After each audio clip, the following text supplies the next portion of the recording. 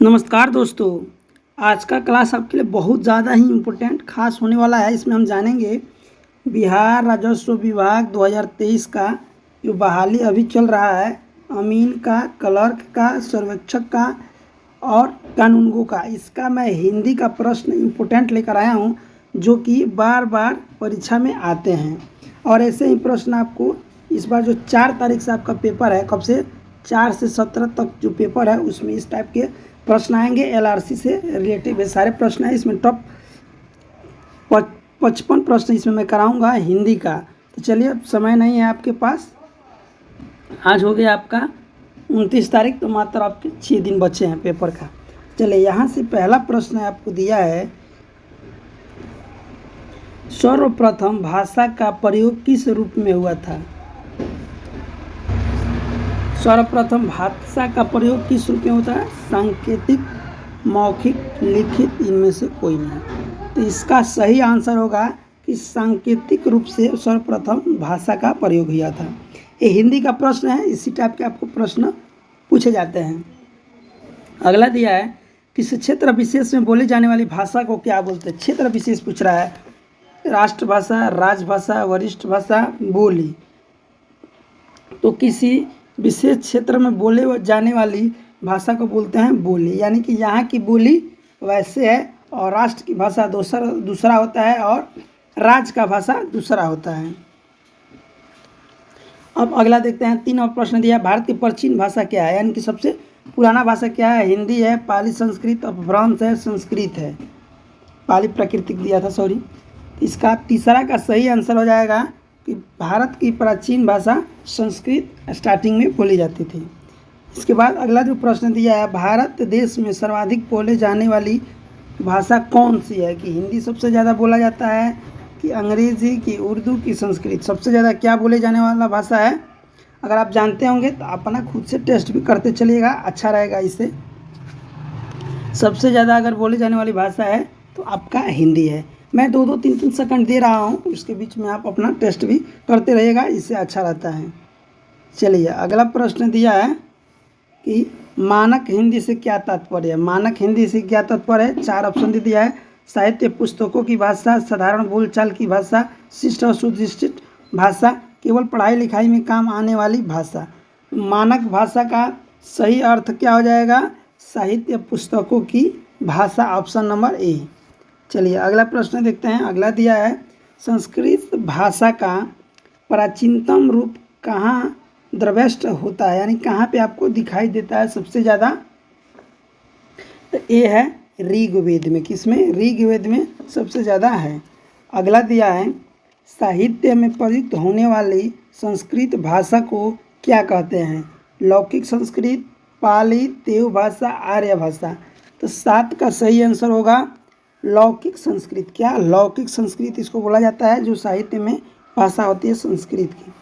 अगला देखते हैं। अगला प्रश्न दिया है, हिंदी भाषा किस लिपि में लिखी जाती है? गुरुमुखी, ब्राह्मी, देवनागरी, खसुष्टी। अगर आप इसका आंसर मैक्सिमम लोगों को पता होगा कि देवनागरी लिपि में जब आप परीक्षा देने जाते हैं तो फॉर्म भरने के समय दिया जाता है कि आप किस भाषा में परीक्षा देंगे, तो देवनागरी और रोमन 2 होता है। अब अगला देखते हैं। अगला दिया है, भारतवर्ष में हिंदी को आप किस वर्ग में रखते हैं? क्या हिंदी को किस वर्ग में रखेंगे? राजभाषा के अंदर, राष्ट्रभाषा, तकनीकी भाषा, विभाषा। तो किसके अंदर रखेंगे? इसको हम रखेंगे, हिंदी हमारी राष्ट्रभाषा है, ना कि राजभाषा। ये राज का नहीं है, राष्ट्र का है, पूरी भारत का है। चलिए, इस संविधान से रिलेटिव आपका प्रश्न आ गया कि संविधान की 8वीं अनुसूची में उल्लिखित भारतीय भाषाओं की संख्या क्या है? यानी कि जो भारतीय भाषा है वो 8वीं अनुसूची में कितनी संख्या पे है, ये आपको बताना है। इसका सही आंसर अगर आप जानते होंगे तो टिक लगा दीजिए। इसका सही आंसर हो जाएगा 18। इसमें पूछा गया है कि कितनी भाषा को सम्मिलित किया गया है, तो 18 भाषा को। अगला देखते हैं। अगला दिया है, देव भाषा कौन सी भाषा है? क्या देव भाषा कौन सी भाषा है? तो संस्कृत भाषा, यानी कि देव जो लोग संस्कृत में ही बोलते हैं। अगला दिया है, हिंदी भाषा का जन्म कहाँ से हुआ है? कहाँ से? तो हिंदी भाषा का जन्म हुआ है आपका पाली प्राकृत से। क्या? पाली प्राकृत से, ऑप्शन नंबर बी। चलिए अगला देखते हैं। अगला भी इम्पोर्टेंट प्रश्न है। एक चीज़ इसमें आप ध्यान दीजिएगा, लिखा है कि निम्नलिखित में देवनागरी लिपि में कौन सी विशेष नहीं पूछा है। विशेष है नहीं पूछा है, विशेष कौन सी नहीं है। ठीक, इसको आप ध्यान रखिएगा। इस टाइप के प्रश्न आपको उलझा देते हैं पेपर में। तो नहीं को फोकस करना है। तो पहला दिया है, एक ध्वनि के लिए प्राय एक ही वर्ग चिन्ह है। कुछ वर्गों का उच्चारण नहीं होता है, जैसा उच्चारण वैसा लिखना। स्वर व्यंजन का वैज्ञानिक वर्गीकरण। इसमें से कौन सी विशेषता नहीं है? तो इसका सही आंसर हो जाएगा कुछ वर्णों का उच्चारण नहीं होता। यही गलत है इसमें, यानी कि हिंदी में देवनागरी में सारे वर्णों का उच्चारण होता है। अगला दिया है, संस्कृत भाषा में कितने शब्द रूप हैं। क्या? संस्कृत भाषा में कितने शब्द रूप हैं? तो आपके हो जाएंगे 24, ऑप्शन नंबर डी। अगला देखते हैं, हिंदी कौन सी भाषा का शब्द है। क्या बताना है? कौन सी भाषा का हिंदी शब्द है? तो ये है फारसी का। क्या? फारसी का। अगला देखते हैं। अगला दिया है, हिंदी किसी एक रूप भाषा का नाम न होकर एक भाषा परंपरा का नाम है। यह कथन किसने कहा था कि हिंदी किसी एक रूप भाषा का नाम न होकर एक भाषा परंपरा का नाम है? इस कथन को कहे थे हजारी प्रसाद द्विवेदी, जो बिहार के थे। अगला दिया है, निम्नलिखित में से कौन सी भाषा संस्कृत भाषा की अपभ्रंश है। संस्कृत भाषा की कौन सी भाषा अपभ्रंश है? तो पाली है, और पाली प्राकृत से हिंदी है। पंजाबी भाषा का जन्म किस अपभ्रंश से हुआ है? तो ये हुआ है पैशाची। क्या? पैशाची, ऑप्शन नंबर ए। इसको याद रखिएगा, इस टाइप के प्रश्न पूछ दिए जाएंगे। भारत की प्रथम देव भाषा कौन सी है? देव भाषा पूछा जा रहा है भारत की, तो इसका सही हो जाएगा आंसर पाली। क्या? पाली।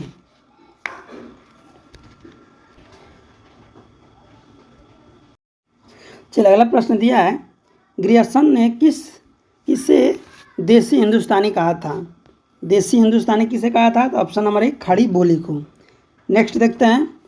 अगला दिया है, भाषा साधन क्या है। भाषा साधन क्या है? तो ज्ञान है, बोलने का है, लिखने का, अभिव्यक्ति का। तो इसका सही आंसर हो जाएगा ऑप्शन नंबर डी, अभिव्यक्ति का काम करता है भाषा, यानी कि भाषा साधन है अभिव्यक्ति का। नेक्स्ट दिया है, ब्रजबुली नाम से जानी जाती है। ब्रजबुली नाम से जानी जाती है पुरानी बंगला। क्या? पुरानी बंगला भाषा को ब्रजबुली नाम से जानी जाती है। अगला दिया है, ब्रज भाषा किस लिपि की है। क्या?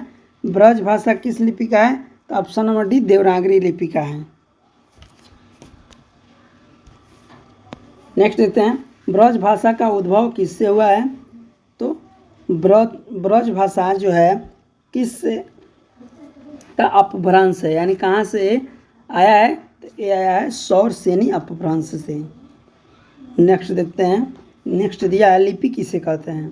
तो लिपि का होता है भाषा को लिखित रूप में व्यक्त करने हेतु ध्वनि को अंकित करने के लिए चिन्हों का व्यवस्था को लिपि कहा जाता है, यानी ऑप्शन नंबर सी। अगला दिया है, किस अपभ्रंश को अवहट के नाम से जाना जाता है। क्या? किस अपभ्रंश को अवहट के नाम से जाना जाता है? तो उत्तरकालीन अपभ्रंश को। अगला दे रहा है कि निम्नलिखित में से कौन सी बोली अथवा भाषा हिंदी के अंतर्गत नहीं पूछा है। क्या? नहीं आता है, ये आपको बताना है कि नहीं आता है। अगर आप जानते होंगे तो इसका कमेंट में प्लीज़ आंसर बताते रहिएगा। इसका हो जाएगा तेलुगु। तेलुगु जो भाषा है हिंदी के अंदर नहीं आता है। चलिए नेक्स्ट प्रश्न दिया है, ये भी इम्पोर्टेंट है कि श्रीलंका में कौन सी भाषा को मागधी के नाम से जाना जाता है। क्या? मागधी के नाम से श्रीलंका, जो श्रीलंका देश है, तो वो किसके नाम से जाना जाती है? अगर आप जानते होंगे तो बताइएगा आंसर। इसका सही आंसर हो जाएगा आपका पाली भाषा के अंदर उसको मागधी कहा जाता है। नेक्स्ट दिया है, उपनिषदों की संख्या कितनी है। क्या? उपनिषद की संख्या है वो आपको कितनी है? तो 108 है, ऑप्शन नंबर बी। आप जानते हैं कि ऐसे याद करने का ट्रिक है कि सीरी 108 सीरी, तो 108 उपनिषद हैं। वर्ण को उस समूह को जिसमें कोई निश्चित अर्थ निकलता है उसको क्या बोलते हैं? तो वर्ण वर्ण के समूह से क्या बनेंगे, शब्द बनेगा, और शब्द कोई बनेगा तो उसका अर्थ निश्चित ही निकलेगा, तो उसको हम बोल देंगे शब्द। वर्ण कहने का मतलब क ख ग स द, ये क्या है, ये वर्ड है। और इस वर्ण, ये जो वर्ण है तो स एक अलग वर्ड है, आधा ब अलग है और द अलग है, अब इसको मिला दीजिएगा शब्द बन जाएगा। कोई भी चीज़ शब्द बन जाएगा, शब्द भी एक खुद में एक वर्णों का समूह है। चलिए अगला देखते हैं। अगला देखिए निम्नलिखित में से कौन सा शब्द तत्सम पूछा है। क्या तत्सम इसमें से कौन सा शब्द है, तो ऑप्शन नंबर सी अक्षी आपका तत्सम शब्द है। नेक्स्ट देखते हैं। नेक्स्ट दिया है निम्नलिखित में से कौन सा शब्द तत्सम है। क्या इसको भी पूछा है कि तत्सम इसमें से कौन सा है, इसमें से हो जाएगा वर्ता तत्सम है। अगला है, अगला भी इंपॉर्टेंट प्रश्न है कि निम्नलिखित में से कौन सा शब्द तद्भव है। क्या तद्भव पूछा है तो यहाँ पे मुँह तद्भव हो जाएगा। ठीक, चलिए अगला देखते हैं। अगला देखा निम्नलिखित में कौन सा शब्द तद्भव है। तद्भव के अंदर इनमें से कौन से शब्द आएंगे, तो हाथ तद्भव के अंदर आएगा। निम्नलिखित में से दिया है कि कौन सा शब्द तद्भव है, ये भी तद्भव पूछा है, तो इसका भी अगर आप आंसर जानते होंगे तो ठीक है, नहीं जानते हैं तो मैं बता देता हूँ। यहाँ पे पलंग जो वर्ड है वो तद्भव के अंदर आएंगे। अब दिया है कि तत्सम पूछा है, निम्नलिखित में कौन सा शब्द तत्सम है। क्या तत्सम, तो कपूर जो शब्द है वो तत्सम होंगे। अगला दिया है निम्नलिखित में से कौन सा शब्द योग रूढ़ है। योग रूढ़ यानी कि योग, योग समझ रहे हैं, योग मतलब क्या होता है, जोड़। योग का मतलब क्या होता है, जोड़, यानी कि शब्दों के योग से जो बना हो। तो योग रूढ़ लंबोदर, लंब उदर, क्या लंब और उदर दो वर्डों के मेल से बना है लंबोदर, यानी कि जिसका उदर यानी कि पेट लंबा है उसको लंबोदर बोल देते हैं। इसका परिवाचित शब्द हो जाएगा आपका गणेश, क्या परिवाचित शब्द हो जाएगा लंबोदर। अगला देखते हैं निम्नलिखित कौन सा शब्द योग रूढ़ है। योग रूढ़ शब्द आप समझ रहे हैं कि दो शब्द चंद्रशेखर, जिसके शेखर पे चंद हो, चंद्रशेखर उसको बोला जाता है। चलिए अगला देखते हैं। अगला दिया है कौन सा शब्द देशज है। देशज यानी कि आपके देश का। अपने देश में क्या मोती नहीं बोला जाता है, आदमी नहीं बोला जाता है, भक्त नहीं बोला जाता है, अपने देश में क्या बोला जाता है, चिड़िया। क्या चिड़िया, चिड़िया आपके देश का भाषा है।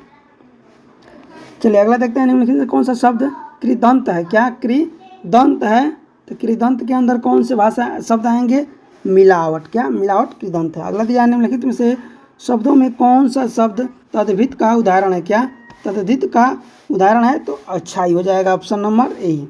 नेक्स्ट देखते हैं निम्नलिखित में से कौन सा शब्द योग रूढ़ है। तो अब योग रूढ़ से पता चल जाएगा दो वर्ड, यानी कि जल निधि, ऑप्शन नंबर डी। नेक्स्ट देखते हैं निम्नलिखित में से कौन सा शब्द तद्धितांत है। क्या तद्धितांत कौन सा शब्द है, तो मानवता। क्या मानवता। अगला देखते हैं निम्नलिखित में से कौन सा शब्द देशज। अब यहाँ से पता बना दीजिएगा, मशीन इंग्लिश वर्ड हो गया, सेज अपने के यहाँ का भाषा नहीं है, और रूप भी अपने के यहाँ का नहीं है। पेड़ अपने के यहाँ शुरू से बोले जाते हैं कि पेड़, यहीं पर ट्री दिया होता है तो नहीं होता। अगला दिया है कि निम्नलिखित में से कौन सा शब्द देशज है। क्या देशज के अंदर कौन से शब्द आ जाएंगे, इसमें हो जाएगा मुखरा। क्या मुखरा, मुखरा वर्ड आप सुने भी होंगे हिंदी गानों में। नेक्स्ट दिया है कि निम्नलिखित में से कौन विदेशज हैं, यानी कि विदेशी। क्या विदेशी, तो विदेशी लोग तोप लेकर आए थे, याद रखिएगा तोप, और तोप जो वर्ड है वो अपने देश का नहीं है। अगला देखते हैं। अगला दिया है निम्नलिखित में से कौन सा विदेशज शब्द है। विदेशज, विदेशी तो मशीन हो जाएगा। क्या मशीन। अगला देखते हैं निम्नलिखित में कौन सा शब्द तत्सम है। क्या फिर तत्सम पूछ दिया तो अग्नि तत्सम हो जाएगा, ये संस्कृत का भाषा होता है। अगला दिया निम्नलिखित में कौन सा शब्द तद्भव है, तो तद्भव हो जाएगा बात, बात तद्भव हो जाएगा। अगला देखते हैं निम्नलिखित में कौन सा शब्द देशज है। देशज पेट। क्या पेट देशज है। अगला देखते हैं। अगला दिया है निम्नलिखित में से विदेशज या विदेशी शब्द कौन है। विदेशज या विदेशी शब्द कौन है, तो स्कूल आपका विदेशी शब्द के अंदर आएगा।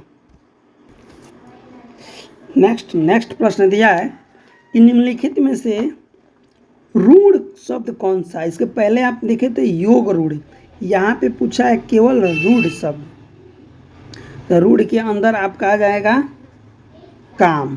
क्या काम जो है रूढ़ के अंदर आएगा। फिर अगला दिया है निम्नलिखित में से कौन सा रूढ़ है, यानी कि रूढ़ शब्द फिर पूछा है कि कौन सा इसमें से रूढ़ शब्द है, तो घर। क्या? घर।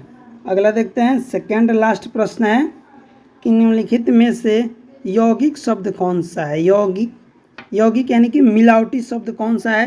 तो मिलावटी के अंदर आ जाएगा पाठशाला। पाठ एक दूसरा वर्ड है और शाला दूसरा वर्ड है।